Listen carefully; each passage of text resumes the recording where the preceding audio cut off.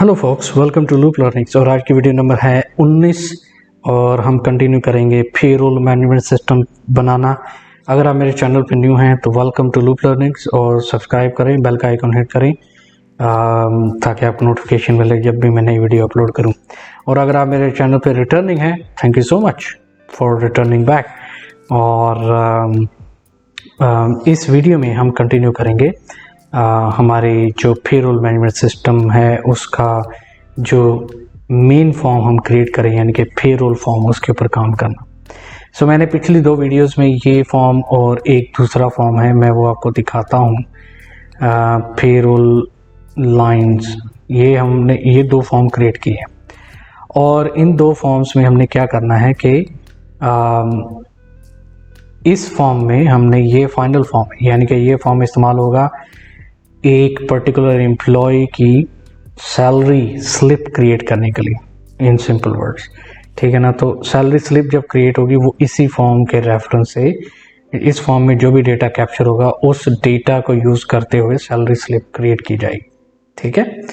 अच्छा, ये काम कैसे करेगा ये मैं आपको थोड़ा सा एक्सप्लेन करता हूँ। तो ये वीडियो में ना कन्वेंशनल वो मैं आपको VBA कोडिंग नहीं दिखाने वाला इस वीडियो में। सबसे पहले इस वीडियो में हम क्यूरीज पे काम करने वाले, तो मैं ये बता दूं आपको सबसे पहले एक्सपेक्टेशन सेट करने के लिए, ठीक है।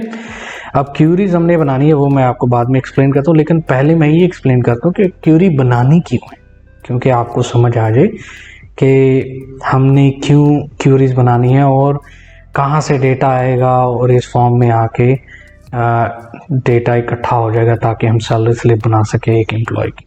तो वो मैं एक्सप्लेन करने जा रहा हूँ। करना हमने ये है कि जब इस फॉर्म के ऊपर जब एक्टिव एम्प्लॉयज़ हैं, तो अगर मैं फर्स्ट करूँ ये एम्प्लॉय का नाम है, इसके ऊपर मैं डबल क्लिक करूँ, जब डबल क्लिक करूँ तो वो वाला फॉर्म जो पहले मैंने ओपन किया था सैलरी स्लिप बनाने के लिए, वो फॉर्म ओपन होना चाहिए। और उस फॉर्म में जितनी भी रिक्वायर्ड इंफॉर्मेशन है, यानी कि एक एम्प्लॉय की टोटल सैलरी कितनी है, उसका फलाना टिमकाना अलाउंस कितना है, वो सारी इंफॉर्मेशन उसके अंदर ऑटोमेटिकली आ जानी चाहिए। प्लस उसके अंदर इंफॉर्मेशन आनी चाहिए एडिशनल अर्निंग की। अब एडिशनल अर्निंग क्या है या डिडक्शन क्या है, अगर आप मेरी वीडियोस को फॉलो कर रहे हैं तो आपको पता है कि मैंने एक एडिशनल टेबल बनाया हुआ जिसका नाम रखा है फ्लो टेबल।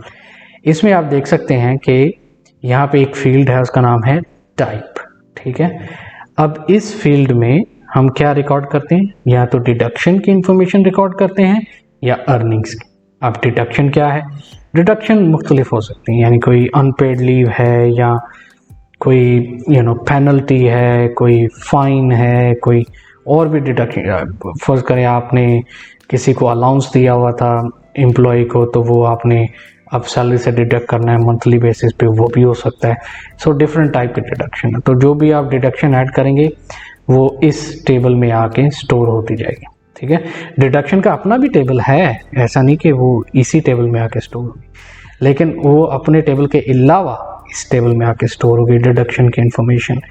फिर आप अर्निंग आ जाती है। अर्निंग क्या है, अर्निंग में फॉर एग्जांपल एक तो अर्निंग है एम्प्लॉय की जो फिक्स्ड अर्निंग है, सही है ना, जो उनकी एक एम्प्लॉय की तनख्वाह है, जैसे कि basic salary, HRA, transport allowance, medical और ये टोटल सैलरी, ठीक है ना। एक तो ये फिक्स्ड सैलरी, ये जो एम्प्लॉय को मिलनी ही मिलनी है, ठीक है।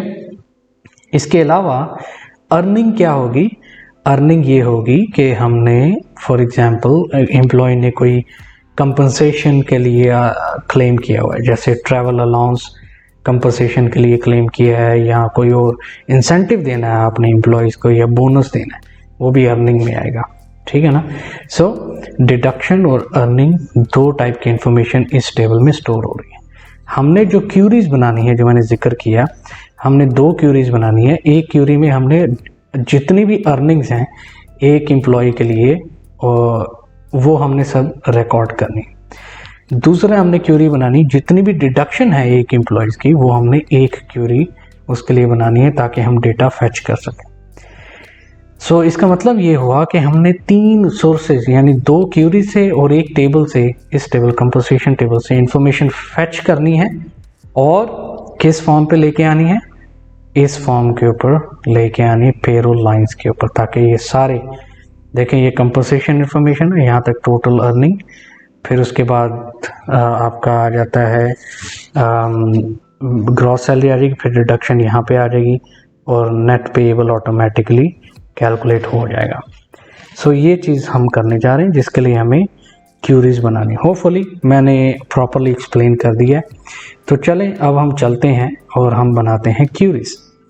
और क्यूरी बनाने के लिए हम जाएंगे रिबन में और मैं क्लिक करूँगा क्रिएट के ऊपर। फिर उसके बाद मैं क्यूरीज सेक्शन में मैं क्लिक करूँगा क्यूरी डिज़ाइन पर। यहाँ पे क्लिक करने के बाद मुझे कुछ टेबल्स फैच करने हैं। सबसे पहले तो मैं फ्लो टेबल लूँगा, फिर उसके बाद मैं एम्प्लॉय प्रोफाइल टेबल लूँगा, फिर मैं फिस्कल ईयर का लूँगा और फिस्कल मंथ का लूँगा।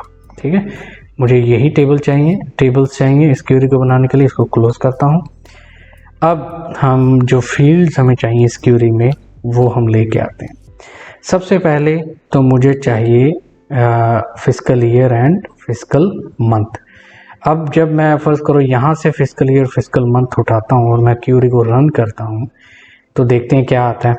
यहाँ पे देखें हमारे पास आ रहा है आईडीज आ रहे हैं, बेसिकली 1111 इन्फॉर्मेशन सही फैच हो रही है, लेकिन एक्चुअली इसके आईडीज आ रहे हैं। लेकिन मुझे इधर देखना है ईयर का फुल नेम जैसे 2022 और मंथ का फुल नेम जैसे जनवरी। अब ये इन्फॉर्मेशन अगर मैं आपको यहाँ पे दिखाऊँ फिस्कल ईयर में फिस्कल ईयर आईडी 1 क्या है 2022, फिस्कल मंथ में आईडी 1 क्या है जनवरी। सो मुझे वो 2022 जनवरी वो पूरा इधर लिखा हुआ चाहिए।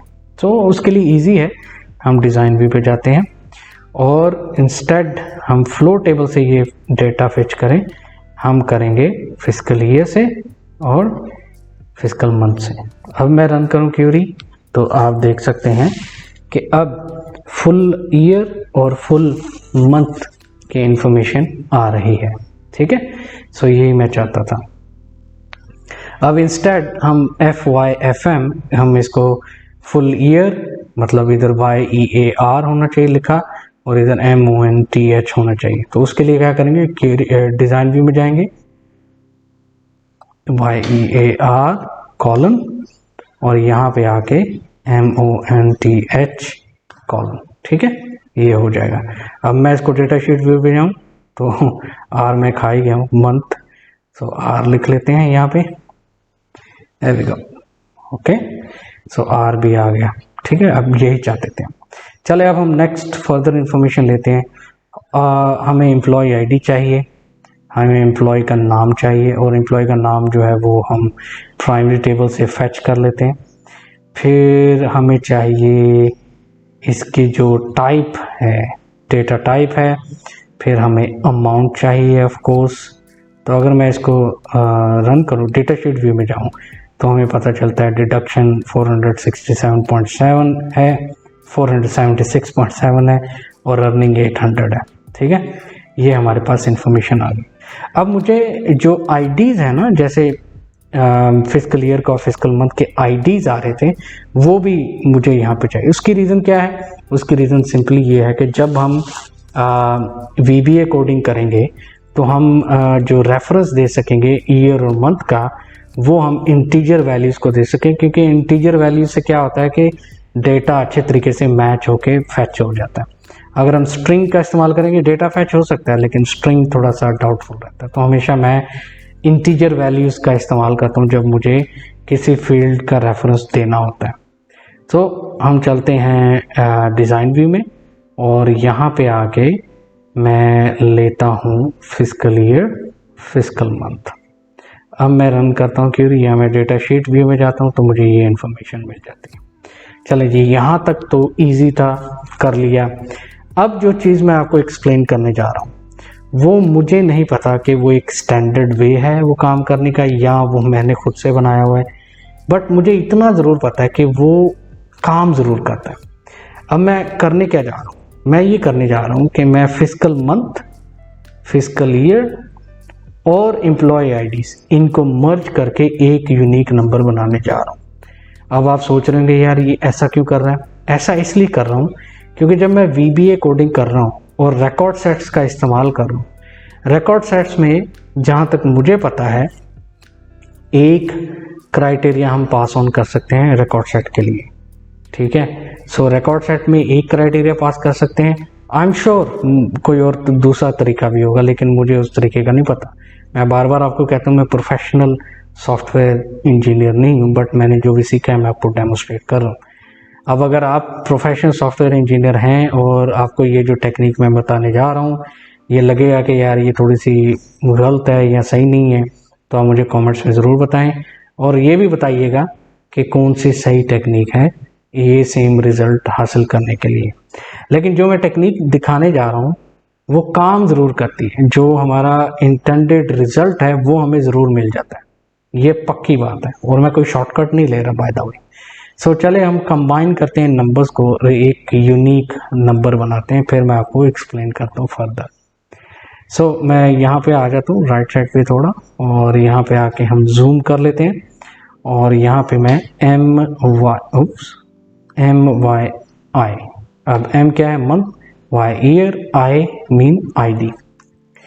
यहाँ पे हम कंबाइन करना है ना, कंबाइन करना है 2-3 फील्ड्स को, तो जिस फील्ड को कंबाइन करना है उसका हम रेफरेंस देंगे, ठीक है। जैसे कि पहले मंथ को ऐड करना है, तो यहाँ पे पहले हम मंथ का नाम देंगे FM एक्सक्लेमेशन मार्क, फिर हम फील्ड का नाम देंगे, तो फील्ड का नाम भी FM ही, एम्फरसैंड, फिर हमें चाहिए ईयर, सो FY exclamation mark FY, okay. फिर हमें चाहिए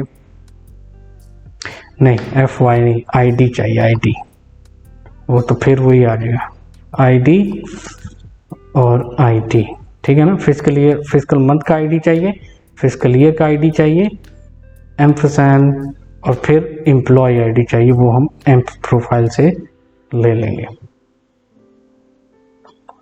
एक्सक्लेमेशन मार्क एम्प ID, ठीक है।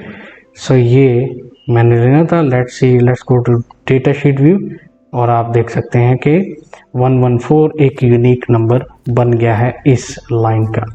अब ये 114 क्या है, यूनिक नंबर। इसी यूनिक नंबर का रेफरेंस हम देंगे जब हम VBA कोडिंग कर रहे हैं नेक्स्ट वीडियो में, तो आपको पता चलेगा ये मैंने क्यों बनाई है। अभी फ़िलहाल आप मुझे फॉलो करें। मैं बता रहा हूँ मैं कोई प्रोफेशनल इंजीनियर नहीं हूँ सॉफ्टवेयर, मैं बस ये अपना एक ट्रिक मैं यूज़ करता हूँ जो हमेशा काम भी करता है, तो मैंने सोचा मैं वही डेमोस्ट्रेट करूँगा। अब अगर ये गलत है तो मैं मानने के लिए बिल्कुल तैयार हूँ, आप मुझे कमेंट्स में ज़रूर बता दें, बट मैं इतना ज़रूर जानता हूँ कि ये काम ज़रूर करता है जो इससे काम चाहिए होता है, ठीक है। इसमें हमने कॉम्बिनेशन बनाया है, जो पहला 1 है वो आपको फिजिकल मंथ का नज़र आ रहा है, दूसरा जो 1 है वो फिजिकल ईयर का, और जो 4 नंबर नज़र आ रहा है वो एम्प्लॉय ID का। इसका मतलब ये हुआ कि हर रिकॉर्ड का, जितना भी रिकॉर्ड क्रिएट होंगे उनका एक यूनिक ID क्रिएट होता जाएगा। यानी कि एम्प्लॉय नंबर जो ID 4 है ना, इस एम्प्लॉय के अगर पेरोल फरवरी का पेरोल रन होगा तो यहाँ पे 214 आ जाएगा, दूसरा महीना, पहला साल, और चौथा एम्प्लॉय नंबर, एम्प्लॉय ID, ठीक है। इसी तरह so on and so fourth. तो ये यहाँ तक तो हो गया। अभी हमारे काम खत्म नहीं हुआ, अभी एक और काम करना है। जैसे कि मैंने आपको बताया एक क्यूरी बनानी है अर्निंग की, एक क्यूरी बनानी है डिडक्शन की, तो लिहाजा इस क्यूरी में हम पास ऑन करेंगे क्राइटेरिया। तो उसके लिए क्या करना है, अर्निंग। सो इसको मैं सेलेक्ट करता हूँ, हम फिर डिज़ाइन व्यू में जाते हैं, और यहाँ पे ये जो क्राइटेरिया है यहाँ पे आके किधर गया टाइप, ये यहाँ पे आगे मैं इसको ऐसे पेस्ट करके एंटर करूँगा तो ये इसमें डबल कोट्स आ जाएंगे, इसका मतलब ये हमने क्राइटेरिया पास कर दिया। अब मैं रन करूँगा तो हमें सिर्फ और सिर्फ अर्निंग शो करेगी, डिडक्शन गायब हो, ठीक है। अच्छा, एक और काम मैंने ये करना है कि ये जो अमाउंट है इसको मैंने ऐड करना है, टोटल करना है। क्यूरी बनाने का मकसद ही ये है कि मैं एक एम्प्लॉय के लिए उस पर्टिकुलर महीने की जितनी भी अमाउंट है उसको मैं ऐड करता रहूँ, तो इस क्यूरी में ऐड होता जाए। सो हम डिज़ाइन व्यू में जाते हैं, और मैं यहाँ आके क्यूरी डिज़ाइन में जाता हूँ, टोटल्स पे क्लिक करता हूँ, और यहाँ अमाउंट का जो है इसको मैं चूज़ करता हूँ सम, ठीक है। So right click, data sheet view, तो ये हमारी क्यूरी बन गई। अच्छा, एक और काम करना है, मुझे ये सम ऑफ अमाउंट नहीं पसंद, लिहाजा मैं इस सम ऑफ अमाउंट को अमाउंट में मैं सिर्फ अमाउंट देखना चाहता हूँ, यानी कि नाम हेडिंग चेंज होनी चाहिए।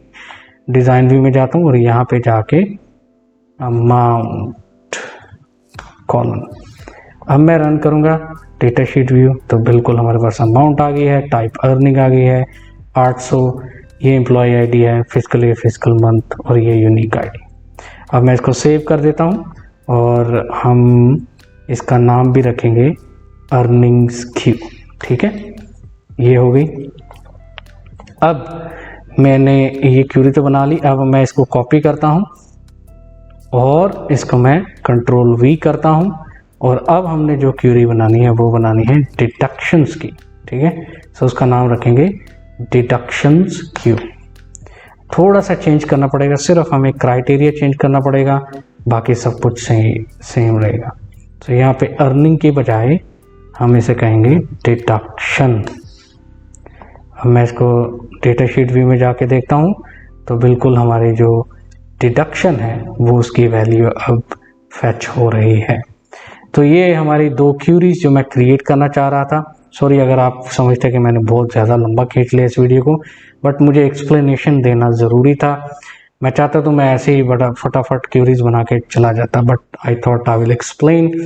और लोग पसंद भी करते हैं, कुछ लोग हैं जो पसंद करते हैं ऐसी एक्सप्लेनेशन को, तो थैंक यू वेरी मच, आपके फीडबैक के लिए भी अप्रिशिएटेड। सो ये अर्निंग्स क्यूरी, डिडक्शंस क्यूरी और फिर हमने जो तीसरा जो टेबल इस्तेमाल करना है जहाँ से हमने इंफॉर्मेशन फैच करनी है, इन तीन टेबल और क्यूरी से कंपनसेशन, अर्निंग्स, डिडक्शंस, इन तीनों से हमने एक साथ डेटा फैच करना है और हमने कहाँ पे लेके आना है, इस फॉर्म के अंदर लेके आना है। ठीक है, तो नेक्स्ट वीडियो बड़ी पावरफुल होने वाली है क्योंकि उसमें हम जो रिकॉर्ड सेट्स का इस्तेमाल करेंगे वो बेहतरीन होने वाला है इंशाल्लाह, होपफुली। और आप देखेंगे कि हम एक VBA कोडिंग की मदद से तीनों टेबल से कैसे डेटा फैच करते हैं और इस फॉर्म में लेके आते हैं, वो होगा मैजिक। तो तब तक अपना ख्याल रखें, उम्मीद करता हूँ मैं जल्दी ही वीडियो अपलोड करूँगा। बहुत बिजी होने की वजह से नहीं कर पाता, तो आई अपोलोजाइज, कुछ लोग वेट कर रहे होते हैं, तो आई एम सॉरी। मिलते हैं अगली वीडियो में, तब तक लाइक करें, शेयर करें, मुझे बताएं कमेंट्स में आपने कुछ सीखा है कि नहीं सीखा, और सब्सक्राइब भी करें, बेल का आइकॉन भी हिट करें। मिलते हैं अगली वीडियो में, तब तक बाय बाय।